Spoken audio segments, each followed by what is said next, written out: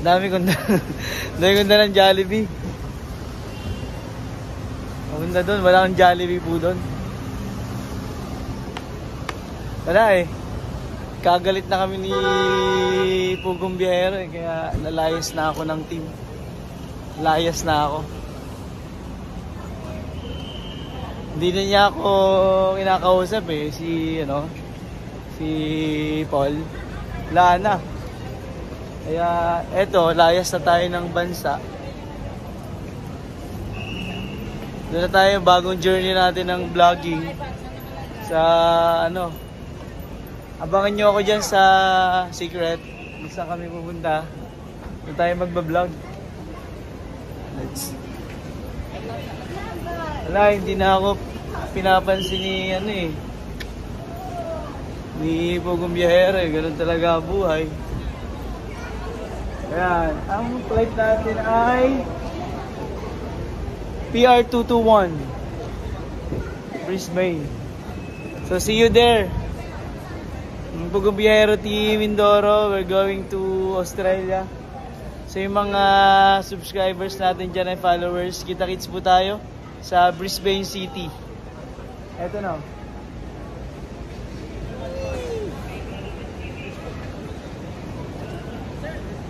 Punta tayo doon sa magbabayad ng travel tax. Magkano naman travel tax? 1,600. 16 po. Ayan, doon daw po. Tapos babalik ulit. Salamat po. So, are you willing to pay, sir? Ay, akin po po na po. Credit card. Ayan.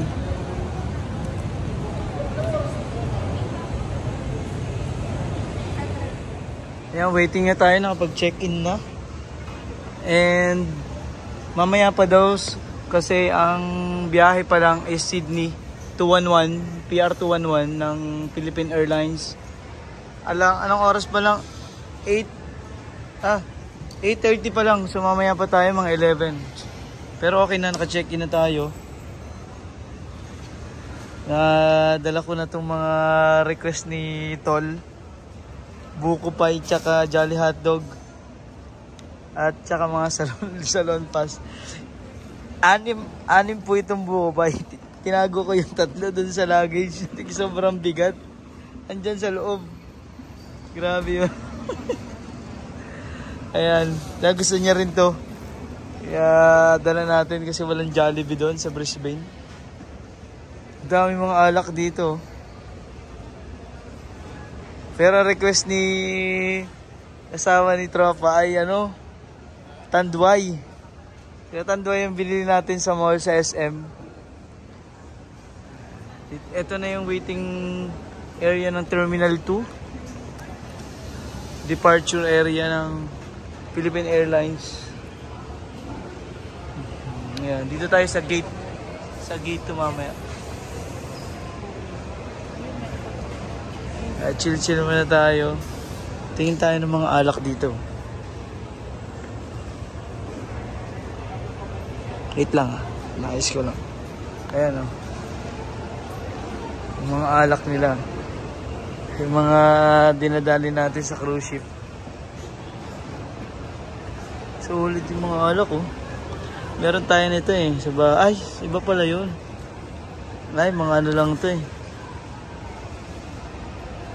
Mga liquor ano lang to. Si Baileys.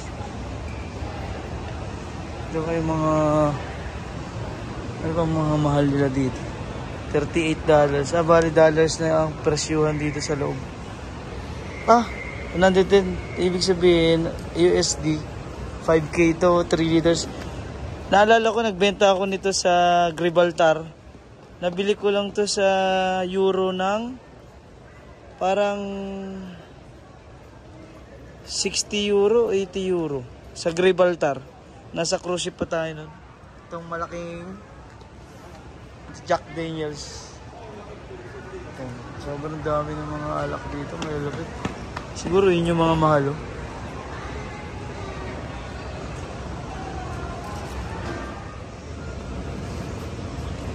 Yan, hindi tayo nakapagbaon ng water.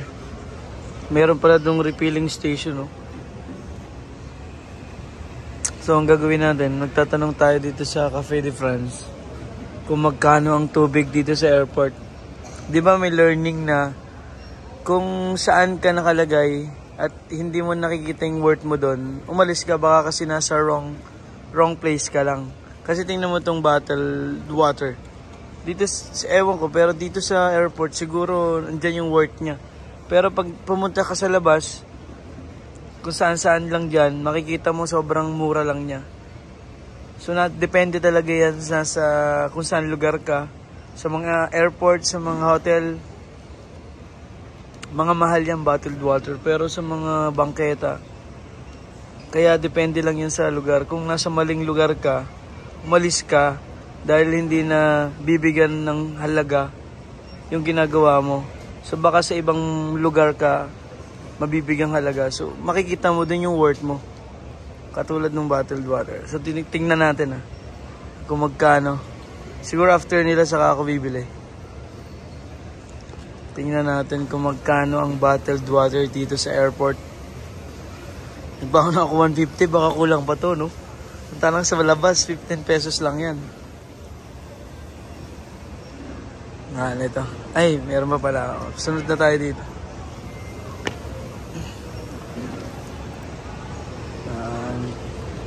Ay, ito pala, meron mga beverage.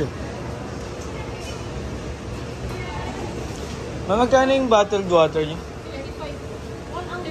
35. 35. Pabili po ng isa. So yun, 35 sa labas, 15 siya. So, mahal pa rin. Actually, I forgot na lang. Magkano pa yung, magkano pa yung ganito? 80? 85? Bili pala ako para pa sa lubong. Isa nga po ng ganito. Pa-plastic nga sa mama.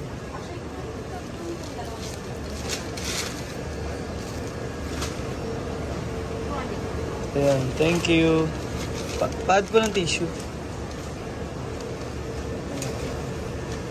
Salamat po. So ito, tinan nyo. 15 lang to sa labas. Pero dito, 35. Pero expected ko mas mahal pa eh. Okay na din.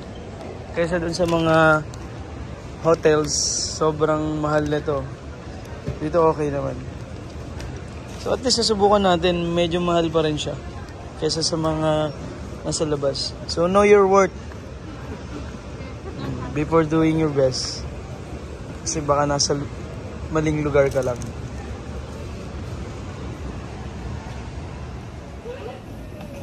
So wakas after 3 hours waiting, boarding na tayo. So, Philippine Airlines PR221 bound for Brisbane. Let's go. Nakapakita natin ang punta doon sa loob.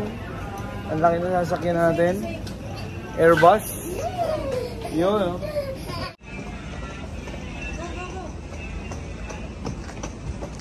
Yan.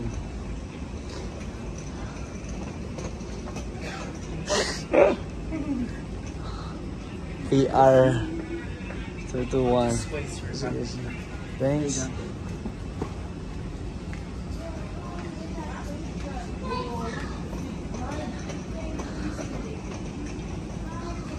A new challenge, a new chapter.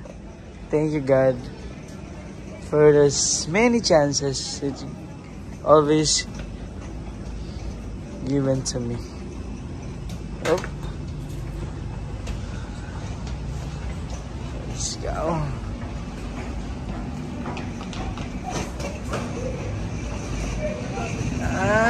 Ito na naman. Iwanan na naman natin ang Pinas.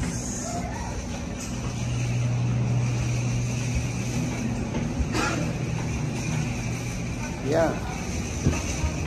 This is the best and done sometime. Yeah.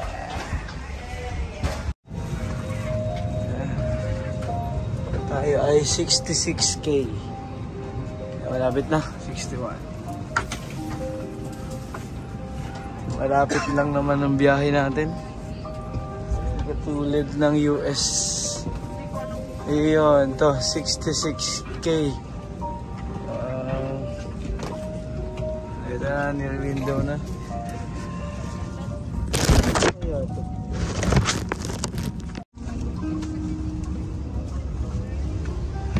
Ito, may kumot sila. Ano mga kasama dito? Kumot, headset, and pillow. So, swerte natin. Nasa ano tayo? Window. So, yan. Kaso sa dulo tayo. Ito muna tayo at baka dumating na yung ating katabi. Yes. Let's go!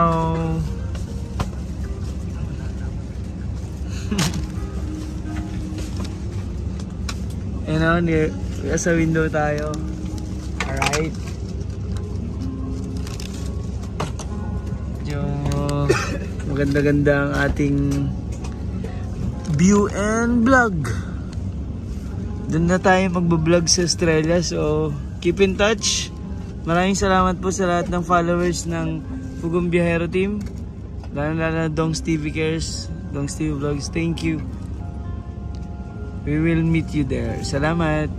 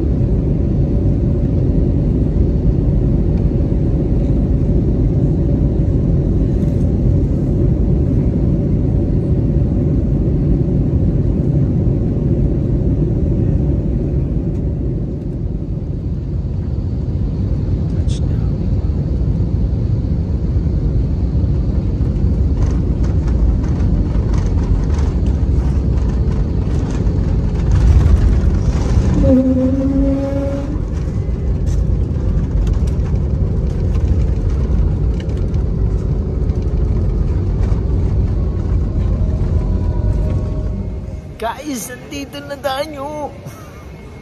We're here at welcome to Brisbane. So, abangan ang mga vlogs natin dito. We're going to explore and tingnan natin ang kultura ng mga Australiana. Ito yung kanilang airport. So, napakaganda. Tsaka sobrang higpit nila, grabe. Yung binili kong Jolly Hotdog, sayang. Bawal magdala ng meat eh. Buti hindi ako na-fine. Hindi ako na immigration, pero napakahigpit. Ang dami kong dinaanan. Una, checking off yung mga personal, and then andun yung mga gamot ko, sabi ko mga vitamins, and dineclare ko ditong foods, buko pie. Tapos tinignan nila ko kung ano yung laman ng buko pie. Nandito tayo sa Brisbane Airport. See you guys, abangan yung ating mga vlogs, and thank you. See you sa mga followers ng Pugong Biyahero and Dongs TV Cares dito po sa Australia. And maraming salamat po. And yung ano namin ni Sir Paul ng Pugong Biyahero, joke lang po yun. We're in goods, and siguro darating yung panahon dadalawin nila ako dito. Mag-explore kami dito kasama ang buong team ng Pugong Biyahero team, and see you guys sa lahat ng mga ma-upload natin. And thank you sa mga followers na andyan pa rin, nag-aabang sa mga vlogs ko. Abangan po yung mga bago nating vlogs here in Australia. Thank you. Have a nice day.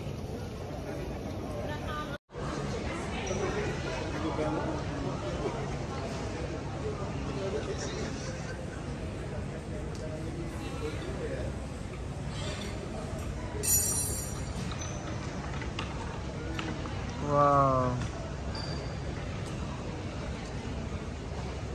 Thank you, Lord, for the safe flight. And this is the new country. I miss the smell.